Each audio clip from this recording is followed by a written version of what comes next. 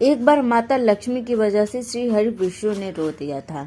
लेकिन ऐसा क्यों हुआ था, चलिए इसके पीछे की कथा जानते हैं। एक बार श्री हरि विष्णु धरती भ्रमण करने के लिए जा रहे थे। तभी देवी लक्ष्मी ने भी उनके साथ जाने की जिद की। तब विष्णु जी ने उनसे कहा कि एक शर्त पर ही वो उनके साथ चल सकते हैं। लक्ष्मी जी ने शर्त पूछी तो विष्णु जी ने कहा कि धरती पर चाहे कोई भी स्थिति हो जाए, तुम उत्तर दिशा की तरफ नहीं देखोगी। लक्ष्मी जी ने शर्त मान ली और वो श्री हरि विष्णु के साथ धरती पर भ्रमण करने के लिए चली गयी। जब दोनों धरती का भ्रमण कर रहे थे तब देवी की नजर उत्तर दिशा की तरफ पड़ गई। वहाँ इतनी ज्यादा हरियाली थी कि वो खुद को रोक ना पाई और बगीचे की तरफ चल दी। वहाँ से उन्होंने एक फूल तोड़ा और वो विष्णु जी के पास आ गई। तभी विष्णु जी लक्ष्मी जी को देखते ही रो पड़े। तब माँ लक्ष्मी को विष्णु जी की शर्त याद आ गई। श्री हरि विष्णु ने कहा कि बिना किसी से पूछे किसी की चीज को छूना अपराध है।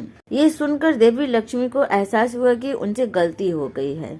लक्ष्मी माँ ने माफी मांगी, लेकिन श्री हरि विष्णु ने कहा कि इसकी माफी तुम्हें बगीचे का माली ही दे सकता है। विष्णु जी ने कहा कि आपको माली के घर दासी बनकर रहना होगा। लक्ष्मी जी ने इसे स्वीकार कर लिया और वो तुरंत ही एक गरीब औरत का वेश धारण करके माली के घर चली गयी। कभी खेतों में तो कभी घर में माली ने उनसे काम कराना शुरू कर दिया। लेकिन जब माली को पता चला कि वो कोई और नहीं बल्कि माँ लक्ष्मी है तो वो रो पड़ा। माली ने कहा कि मैंने जो कुछ भी आपके साथ किया है, कृपा करके मुझे उसके लिए माफ कर दे। मैं आपके बारे में नहीं जानता था। तब लक्ष्मी जी ने मुस्कुराते हुए कहा कि जो कुछ भी हुआ वो नियति थी, इसमें किसी का कोई दोष नहीं है। लेकिन माली ने जिस तरह से लक्ष्मी जी को अपने घर का सदस्य समझा, उन्होंने उसकी झोली आजीवन सुख समृद्धि से भर दी। उन्होंने कहा कि अब जीवन में उसके परिवार को किसी भी तरीके का दुख नहीं भोगना होगा। इसके बाद वो विष्णु लोक वापस चली गई।